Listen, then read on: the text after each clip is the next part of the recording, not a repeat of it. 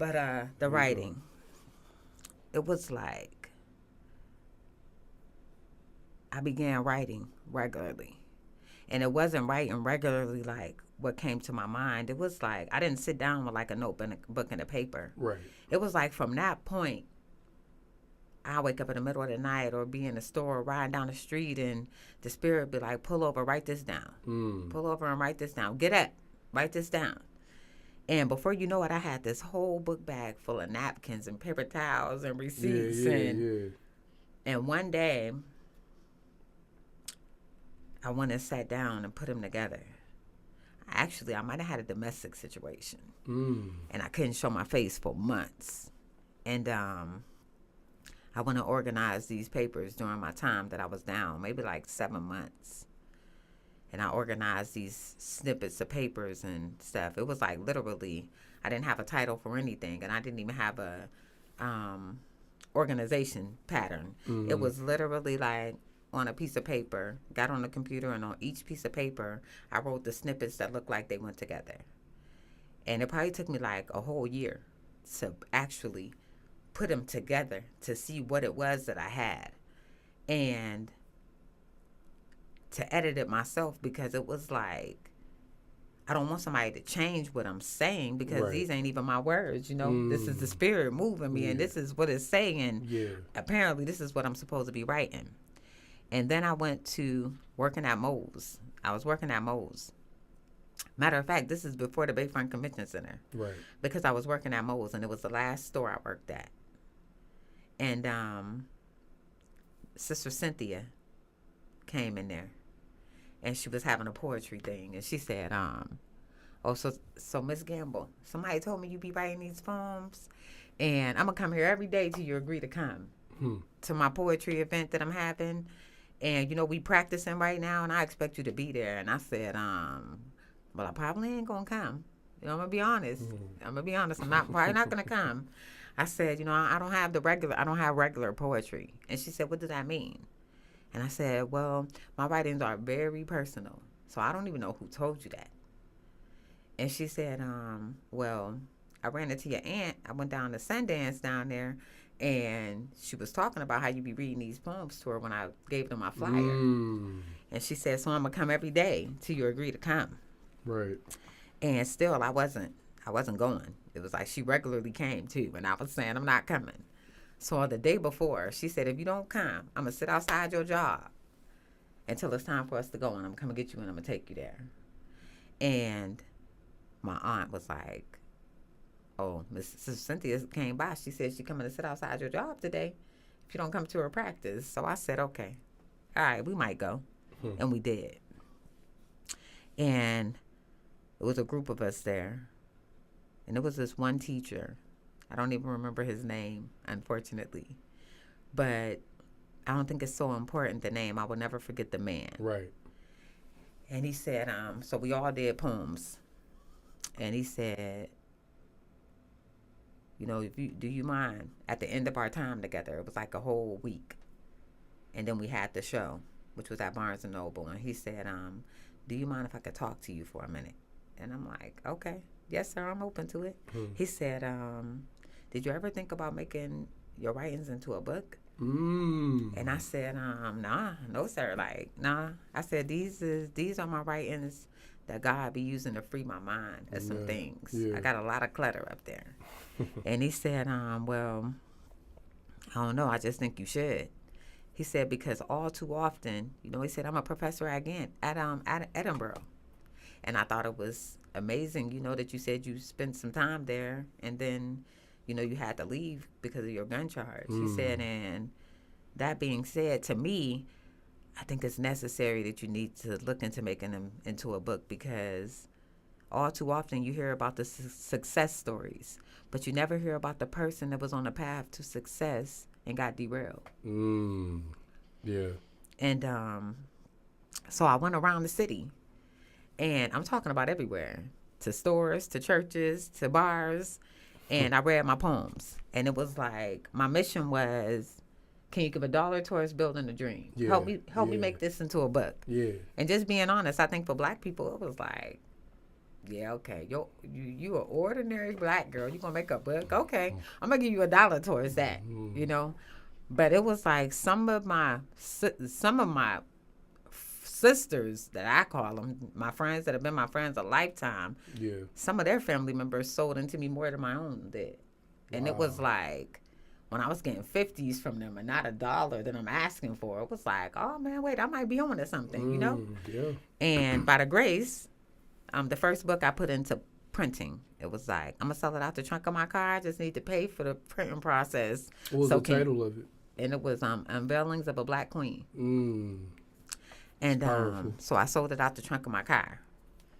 And believe it or not, I really was selling them. And for me, that money was, this money ain't to be spent. This is God's fund. You feel me? Yeah, I can't yeah, explain yeah, it, but that's yeah. what it was. It was like, Yeah. this is God's fund. I don't spend this money.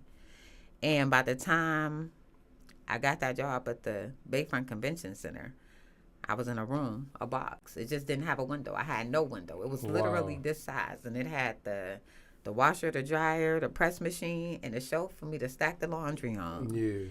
And actually, it still looked like that. Could be. I mean, to Are be you honest, serious? it's swear, Yeah. cause so 9 to 3 Monday through I mean, Friday. I don't work there now, but I'm talking Yeah. about like back in 2012. And ain't nothing wrong working at the Ain't nothing convention wrong center. with I'm it. just saying Hey. a lot has changed since COVID. But this is Cuz was there, and when they first opened back in, you said 04, 05? No, it was like 2008, 2009. Okay. I was there. Yeah. So when Cuz was there too, oh, wow, I just missed you because I got there in 2012. Probably. I got there, like yeah, 2012. So there when'd were a you few leave? years in. Probably after 1 year. Oh, It was okay. like 1 year Okay. because the year that I spent there, actually, I already had my first book. So the year that I spent there was actually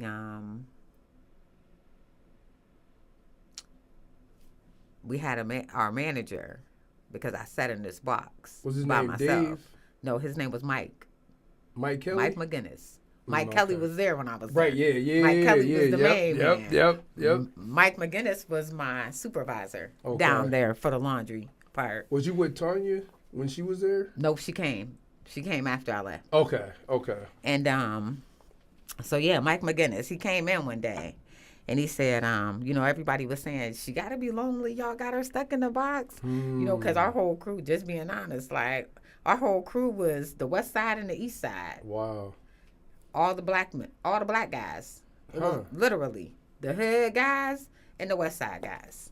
And it was me. I was the only female. I was the only black female. Wow. And it was about 8 of them. Me and them. And so every day it was like, they came by and they'd crack jokes, be like, look at you stuck in a box, what you be doing in this box? And I'm like, well, I just be playing my music, I'm good in the box. I need some time in here. I actually felt like it gave me time to deal with my mom. I could cry in silence, peacefully, Yeah. And one day my supervisor came in there and he said, so you be in here crying? And I was like, what? Like, it's okay. Like, I'm okay. Right, He was yeah. like, no, I don't want you to be in here crying. He said, so, you want me to give you a TV? Because I can get you a TV. I was like, I don't watch TV. He said, well, how about I give you some music? Can I give you a box? You got CDs? There you go. I said, absolutely. You can give me a box. Yeah. I love music. Yeah. So for the first time ever, I bought me a notebook. He gave me the stereo. I bought me a notebook and some pens. And every day I sat in there and I listened to this music, and the music was just inspiring me to write. Right. So I actually, for the first time ever, I had a notebook and I was writing. My second book actually was written in a notebook at the Bayfront Convention Center. So by the time I got done, my printing company had actually became a publishing company. So I had enough money in my God's fund jar Yep, there that you when I go. thought about printing the second one, Yeah. they were like, we're a publishing company now. It'll cost this amount for you to publish this book, and then we'll publish both of them together. And it was like, okay. So I didn't even have to ask for $1. I had enough money in my God's fund Amen. to put it together. Yeah. And so that one was titled The Enlightening. So the first one represented revelation of things hidden and kept secret. Okay. The enlightening highlighted what people didn't understand. So the first one was really more about your life and what people didn't know, and you wanted to tell your story. No, it wasn't even telling a story because it was literally a collection of things that I would have wanted to tell my mom and dad. Oh, got you. Okay. To help them to understand me. So, and this was a collection of the poems that you was writing over the past like 2 to 3 years or so. Yeah. And so then when I worked at the Bayfront Convention Center, the second book I wrote there in a 1-year period. And I was editing it as I was writing it. And so it was like where the second book came into play was people had so many questions about the first book. And I always agreed to not spit names. Right. Oh, yeah. You know, so definitely. it was like, Discreet. you know, so Tanya, you got to explain. And it was like, nah, I can't explain it. But, okay, you know, one day God going to give me a poem to be able to explain and break down a little bit better what you don't understand from the first book. Right. So The Enlightening was literally a highlight of the first book. And everything was good. And we talk about obedience and, you know, really we say, you know, God will take care of us, and, you know, we believe in God and we got this firm foundation. And I can really say that the other day I just said to myself, you know, looking back over my life, if I would have stayed under the direction of God and not listen to people, oh, you ain't supposed to be lonely and single, you know, and you know, every time you turn around, it was like, you know, somebody want to talk to you and date you, and this is the perfect person for you. And at the end of each book, How God Worked, I met that supposed to be man. And it was the one thing in every case that took me off balance and out of alignment with God. However, it always ended in a domestic situation that put me back in alignment with God. Wow. You understand? Yes, ma'am. So it was like, on my third book was The Awakening. I met somebody at the end of publishing my second book, and it was like, oh, you know, I take care of you, so all you got to do is focus on your books and establishing your dream. And The Awakening. For me, The Awakening was titled The Awakening because, like I said, so I went back to just writing on napkins, paper towels. Because the one thing the men never want is for you to actually pursue that thing. Right. That was your dream. It's like they want to wash that away. It's like, you don't have to do any of that. I'm going to take care of you. And that's what happened. So it was like, I don't want you to go out. I don't want you to be writing. So I went back to, you can say, sneakily writing. It was like I couldn't help myself. It wasn't something I wanted to do. It'd be like, God told me to write this down today. The book became The Awakening because I didn't even know I had a book. I was so engulfed in this situation and him paying my bills and making sure my kids got graduated because I never got child support. Right. And it was like, it was just me and these kids, and my mom is gone and my dad is here, and I got to be his partner. So I can't put any baggage on him. So it was like, you know, I appreciated and I needed the person to assist with me not disappointing my dad or my children.